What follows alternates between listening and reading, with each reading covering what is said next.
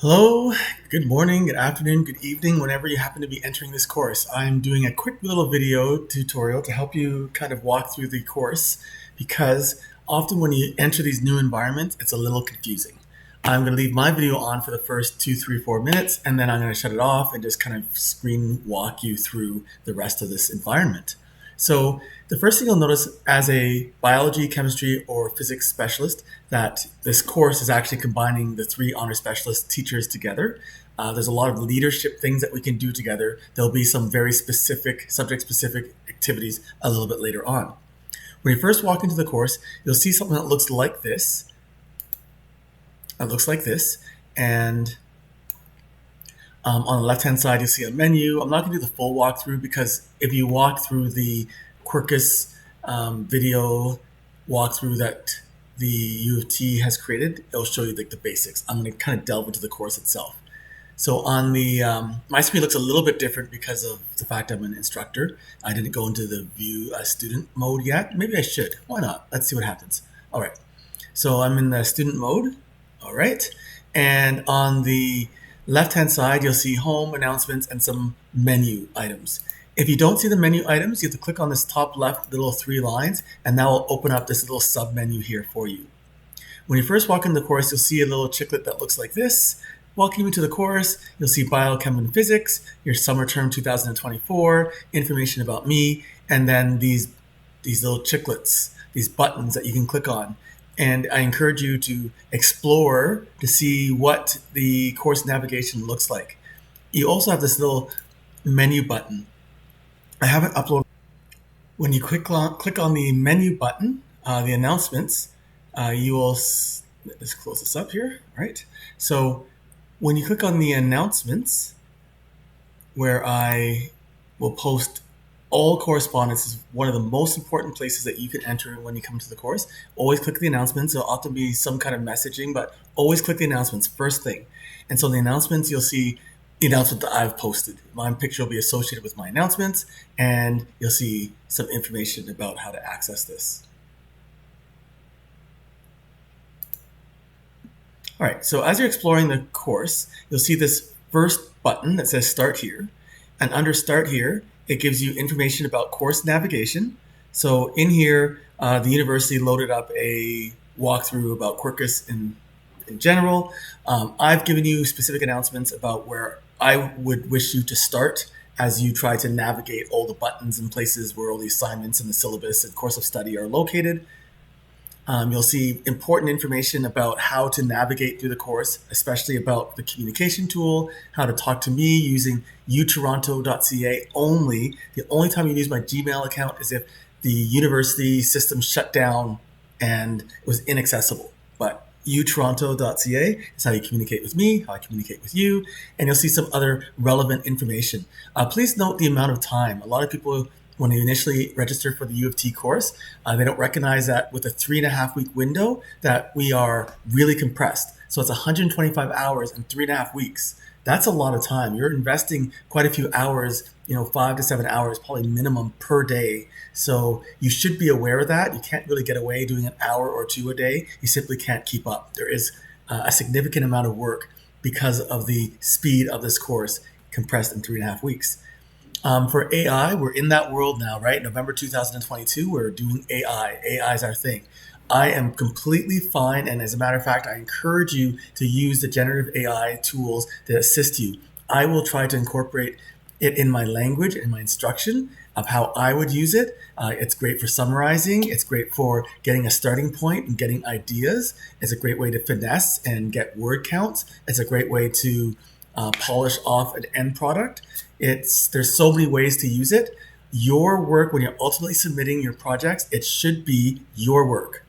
But absolutely, you can use the tools out there to assist you. I do not have a problem with that. Just knowing that your final work that you submit is your work, using Grammarly or using ChatGPT or using books from the university library or using experts out there who have assisted you. Any way you want to use the AI as one of those resources, great, please do. I encourage you to do so. The university has a couple of points about generative AI. I encourage you to read them. So that's your course navigation. Then you have the course outline. So the course outline is the course syllabus. The course syllabus comes in a variety of styles, but you'll notice that it's in a Word format. So I have it open already. So let me just try to drag it over here. So with your course syllabus, it has some general instructions about the Honor Specialist course. And so you're going to scroll through it and get some of that backgrounder. It'll give you some information about the expectations around ethics and teacher standards of practice and whatnot. As you keep on scrolling down through here, you'll eventually see the assignments. So you'll see the seminar, which is one of our major assignments, where you'll be forming groups of 2 to 4 and presenting information to the rest of the class, asynchronously and synchronously. We have a unit analysis, where you'll be given a unit plan from a previous iteration of the course that has been stripped of pieces, so it's incomplete. Often as a department head, when you first become department head in a department or walk into a new school, you're inheriting the assessments and valuations from that department. You're taking a little bit of time to figure out what's going on, but often you're going to work with the department and the people to make whatever you're inheriting better. Sometimes there are still places that are using things that are not inclusive or not aware of the English language learners, or not including the STEM or the new curriculum pieces, all sorts of things. So in this activity, you'll be given a unit plan that's missing things, and you'll be analyzing and updating. Once again, that is group work. And the third major piece, after you've worked your way through the unit plan, is the discussion. So the discussion is a place where we have typically readings and questions are posed, and then you're going to respond to them in kind. Once again, it is tempting to take some of those questions and just put them in chat and then see what it pops out with.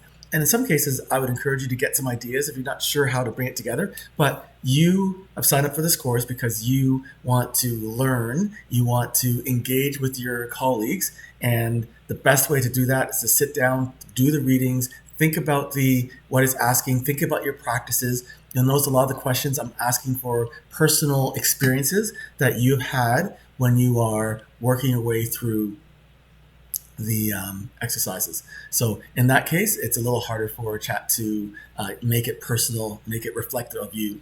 But when you're summarizing really long articles, some articles are like 25, 27 pages. In some cases, I've highlighted what's important.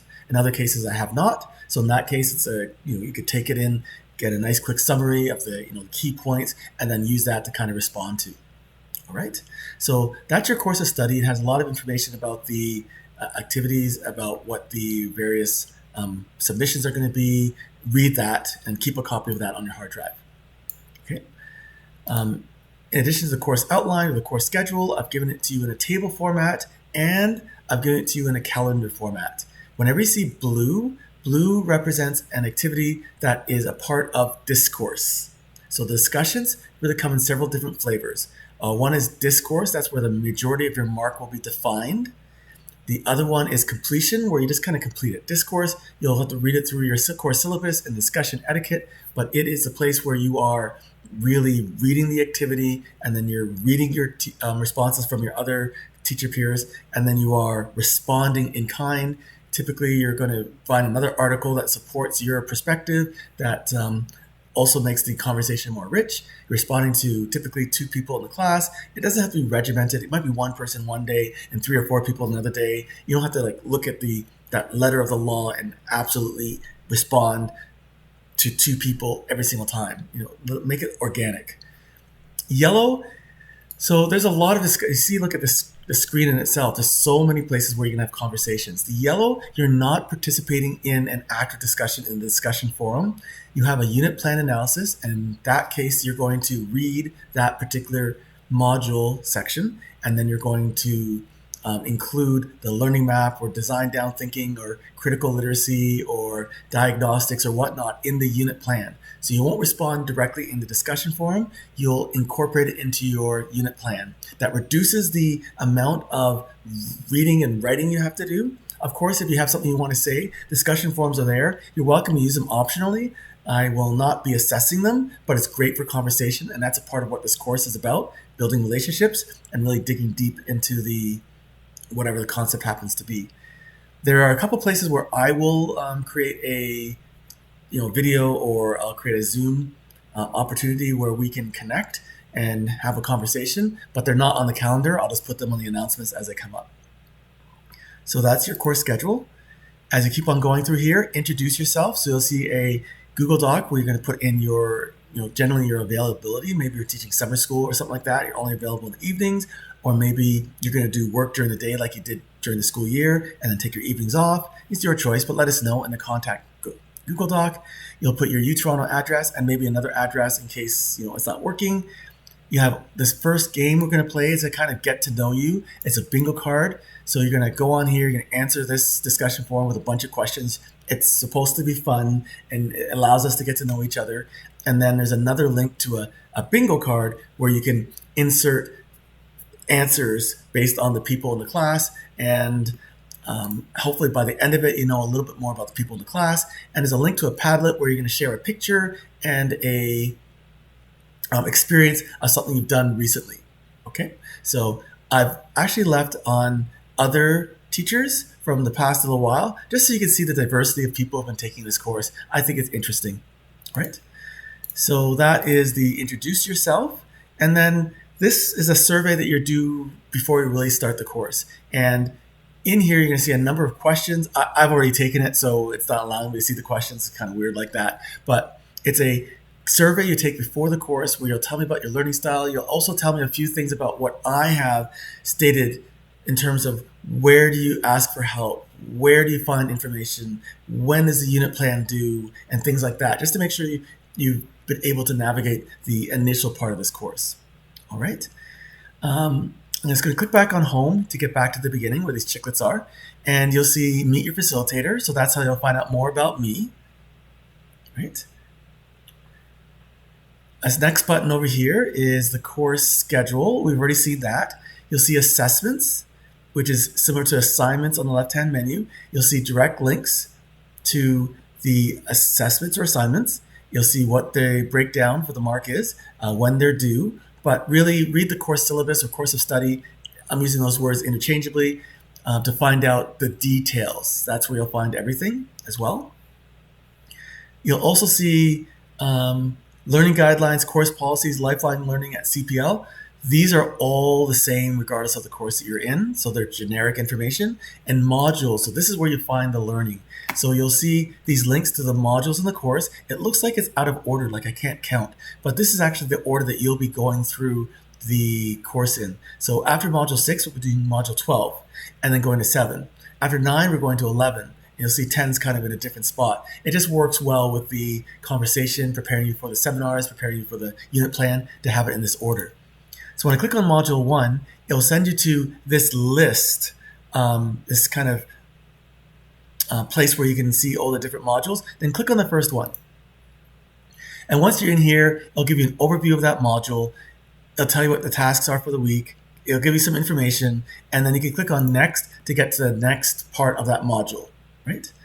Click on next part of that module, next part of that module. As you read through the modules, you'll see that there's places for you to reply, right? So they'll pose some questions, reply. That's the discussion forum related directly to the module. If I look back at this, you'll see that in module 1, everything pretty much is being completed by you. The introduction and class bingo, which was really in the start here. The online environments and how do you feel about it, challenges and comments with online learning, and your educational philosophy, which will go into your journal. So all these things must be completed. You'll see the 1 here, 1.2, is a D beside it for discourse.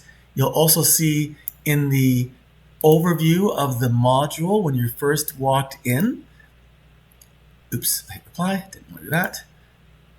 When you first walked in, you'll see that it says discourse.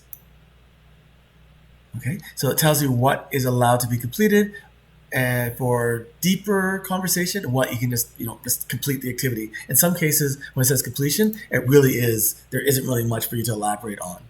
So that's how you're going to walk through the course. So also the left-hand side, if you have it open, you might see this module link, and I'll bring you to the same spot as well. You'll see module 2, module 3, and so on. Once again, when you click on it, You'll get an overview of what's expected for that module. It'll tell you what day it is on, the module, and then you just work your way through. If you see something you're supposed to reply to, right, you just hit reply at the bottom. They're not separated, but you can always title them, so it's easy for us to determine which one of these questions you're responding to, for example. So that's more navigation through the course. All right, so that's the gist of the course. That's mostly how you get through. In terms of grades and assignments, you'll be given very specific instructions on how. It will be typically at the end of each week, I give an email out to everybody with kind of feedback and how you've done on the particular discussion forums. I don't tend to respond to the discussion forums because I find that when I respond, often that changes the trajectory of the conversation. We don't want that. So speak away, talk away. We're all leaders here, or working to be leaders in this honor specialist course. So I encourage you to take on that kind of mental and engage everyone in conversation. Anything else on the left here that you need to know? And one thing that I should have showed you during the course navigation, I actually just edited it, and so in the video it might look a little odd, but when you go to start here, so this is very important, and you should be doing this on day 1 of the course. So this is on the Wednesday. As you go through the getting started, you'll see this part it's called project signup. So in the project signup, this is where you sign up for the projects. You have a unit plan analysis and you have a seminar. And in both cases, you're working collaboratively with other teachers in the course. There's about 20 teachers in the course. So the first one here, the seminar, there'll be a Google Doc. And on here, there'll be a list of the different possibilities. If you can think of one that is not on here, you can just fill it in. And you're going to put your name here. And then you're going to indicate, I would just say your top 4. So what are your top 4? Which are the 4 that you want to do? Right? If you want to, you could do 5, 6, 7, 8, just in case. But really, just put in your top 4, and then you'll be okay. And then after the Wednesday is done, so around midnight, I will go into this document and I will put everybody in the seminars, and I'll post that on Thursday. The other one is a unit plan. So the unit plan analysis, because there's only 2 chemistry, the 2 of you will be in the same one. For biology, I believe there's 13 of you, so there could be groups of 3 and 4, so there could be 3 or 4 groups. And then for physics, I believe it's enough for 2 groups. So just go through here and write down your name beside the one that you're most interested in. You might want to do a first choice and a second choice. So that way, because you're going to be in a group, and if you're the only person who signs up for a particular unit plan analysis, then it's not going to work out. And if we have a whole bunch of people that decide to separately put their names beside, and so we have all these solos, then I'll have to come back in a conversation with you and you have to negotiate something, because the unit plan analysis is not designed to be done by a single person. It's meant to be collaborative. It's a part of the leadership aspect of this honor specialist course, to have that conversation, to work with others. So so that's the other piece that I want you to make sure that you're clicking on. There's this critical read and review. It's in red. We're not doing it this year. In the past, what you do is I'd have you interact with the senior additional qualification class. There's typically 30 of them in there, and they're teachers that are not on the leadership track necessarily, and they're also having conversations. So I normally have you go in and kind of critically review some of their posts. But this year I'm trying to reduce the workload on you. If you're interested in that kind of leadership aspect of this course, please let me know, and you're welcome to be a part of that. But I'm really focusing on just balance this year for you. So I took that critical read and review out for this particular instance of the course. So you'll find that under project sign up. Initially, when you click on start here, you'll see all those things, and project sign up, very important. Sign up once you have a feel for what the task is. Make sure you read the instructions in the course syllabus before you sign up, just in case it is not exactly what you expect. All right, I look forward to seeing you online. We're going to be together. We're going to get to know each other really well over the next 3 weeks. It's a very intense course. You'll be working a lot. As I said before, trying to do 1 or 2 hours a day just doesn't work out. You're going to be spending quite a few hours each day, and then just inside the course, and then other hours outside the course, putting together your seminars, putting together your unit plans, and I'm hoping that you have a really good experience. See you.